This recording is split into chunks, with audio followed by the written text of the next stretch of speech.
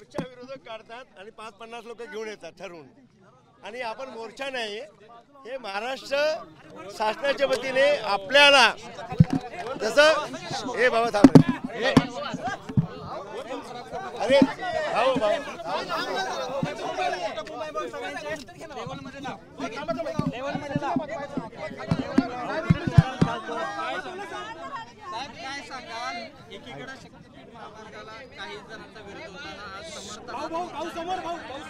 हे बघा, समृद्धी महामार्ग होत असतानाच लोकांनी अशीच बोटं तोडत टाकली आणि सगळ्यांनी विरोध केला.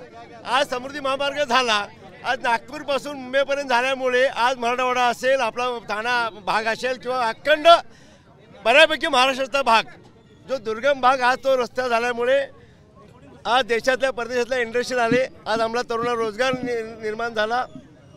आणि त्या धर्तीवरती हा शक्ती मार्ग भक्ती मार्ग नागपूरपासून गोव्याला जोडल्यामुळे पार दिल्लीपासून जे मोठमोठे कंटेनर गाड्या, मोठमोठे उद्योगधंदे यासाठी एक वाव मिळाला. आमच्या भागाचा विकास अजिबात झालेला नाही आहे. आमच्याकडे साधा आजपर्यंत एक ॲम्ब्युलन्स पण कुठल्या नेत्याने विचार नाही केला. त्या नेत्यांनी फक्त पाकिट संस्कृतीच केली आणि तिथंच त्यांनी फक्त लोकांना खुश तेवढंच दिले.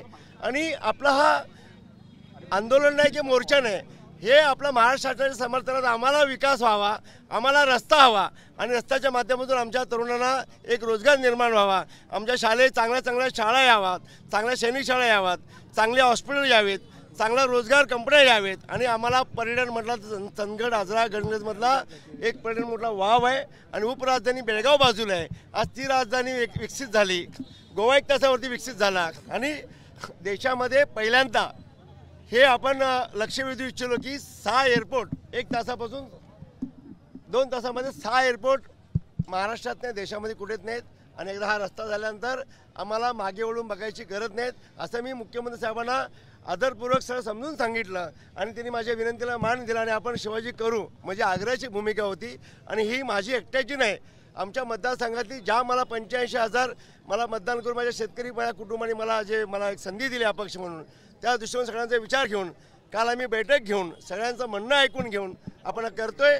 आणि हे करत असतेवेळी सर्व शेतकरी बांधवांना विश्वासात घेऊन त्यांची जमीन 4 रोड असेल तर आमचा चित्रे वाटंगी आजरा चित्रे वाटंगी, त्यानंतर आपला शिरगाव टू जांभऱ्यातून पारगड, आपल्या गणगड भागामध्ये विषय येत नाही तरीसुद्धा ह्या माध्यमातून पर्यटन काय असतो, विकास काय असतो ते आपल्याला दाखवायचे 5 गड किल्ले आहेत. आणि बऱ्याच प्रमाणात आम्ही खूप आशावादी आहोत की आम्हाला कमीत कमी आणि जास्तीत जास्त इंडस्ट्रील येणार आणि कुणाला त्रास होणार नाही. आणि विरोधकांचा हा सर्व शेतकरी बांधवांचा मोर्चा आहे, भारतीय जनता पक्ष कार्यकर्त्यांचा मोर्चा आहे आणि सगळं जनसामान्य सर्व शेतकरी बांधव सगळे आज आमची कॉलेजची मुलं यायला शाळेत त्यांना पण माहिती आहे की आपल्याला काय विकास आपल्याला झाला नाही. जिल्ह्याचे नेते जिल्ह्याचं बघितलेत, त्याच्याबद्दल बोलणं योग्य नाही वाटणार आणि विरोध म्हणून सर्व विरोध करायला जेव्हा रस्ता होईल ना तर त्यावेळेला तुम्ही स्वतः बघा की ते तेच तोंडात बोटं घालतील की आपलं काय चुकलं. बघा सतेज पाटील साहेब आमचे काँग्रेसचे नेते आहेत, आज ते विरोध म्हणून विरोध करणारच, त्यांचा एवढं काय मनावर घेऊ नका. त्यांना पण विकास हवा आहेत, ते आमच्यासोबत विकासासोबत नक्कीच आम्हाला आमचं अभिनंदन करतील आणि नक्कीच महाराष्ट्राचं ते अभिनंदन करतील एवढा मला विश्वास आहे त्यांच्याबद्दल. समर्थन कशासाठी कुठलं नाही, आजऱ्यापर्यंत येतोय, आजऱ्यातून वरिष्ठ मोठ्या नेत्यांनी हा आजऱ्यातून डायरेक्ट कोकणात फिरला होता. मी आग्रहाची भूमिका मांडली, मी आग्रहाचं म्हणणं मांडलं, आमच्या विनंतीला आम्ही सांगितलं आमच्याकडे विकास जर व्हायचा असेल तर हा आम्हाला मार्ग पाहिजेत, आम्ही आग्रह केला. आणि मग सर्व शेतकरी बांधवांना आमच्या सर्व सहकार्यांना कार्यकर्त्यांना आमच्या सर्व नेत्यांना विश्वास घेऊन आदरणीय आमचे नेते परमानंद पाटीलसाहेब असतील, आमच्या नेत्या नेसेगताई असतील आणि सगळ्याच नेत्यांना पक्षाच्या सगळ्या कार्यकर्ते नेत्यांना घेऊन एक विचार भूमिका मांडली की आपलं व्हावं. आणि सर्वांना विरोध असा कुठेच काही नाही आहे, आम्हाला सर्वांना विकास हवा आहे, आम्हाला राजकारण नको आहे. हे राजकारण करतात आपला विकासाच्या मुद्दे आम्हाला पुढे जायचं. कोण? राजू शेट्टी एक काळ होता, आज त्यांचे सहकारी त्यांच्यासोबत आहेत का? एक तरी होता का? आज राजू शेट्टीने आपल्या मतदारसंघामध्ये त्यांचे कार्यकर्ते इलेक्शनला कुणाच्या सोबत होते? कारखानदाराबरोबर होते, त्यांच्या मी भेटी घेतली तेव्हा ते विरोध मलाबद्दल बोलले, त्याच्याबद्दल काय बोलणार, ते काय बोलू शकतील? एक काळ त्यांचा होता आज त्यांचे सर्व सहकारी सोडून गेले. का सोडून गेले? की त्यांचा हाच व्यवहार आहे ना. आणि आत्ताची परिस्थिती काय झाली आहे नेत्यांची, एक हाना अखेर नेता म्हणा अशी परिस्थिती आली. आणि मी अपक्ष म्हणून लोकांनी मला जनतेने निवडून दिले. आज त्यांचा अधिकार आहे, त्यांना विचारून मी सर्व हे करतोय. मी माझ्या एकट्या मनाचा मी मनाने करत नाही. मुख्यमंत्र्यांना खुश ठेवण्यासाठी आपण समर्थन करता अशा पद्धतीची टीका देखील तुमची नाही. हा खुश करायचा विषय नाही. आम्ही उलटा त्यांना आमच्यामुळे त्यांना त्रास होतोय, आमच्यामुळे त्यांना वेदना होतात.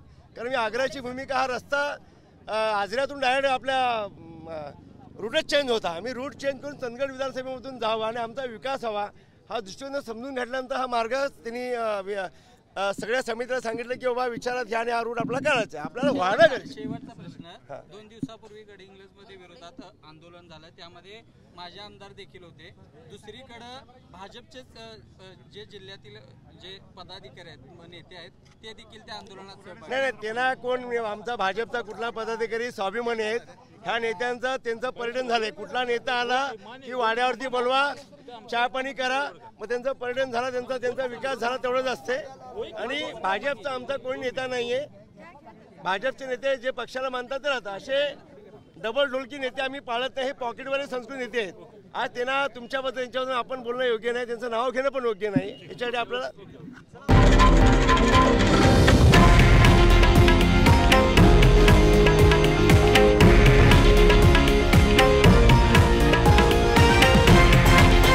हे आहे देशातील नंबर 1 न्यूज नेटवर्क आणि आपण पाहत आहात TV9 मराठी, एकमेव.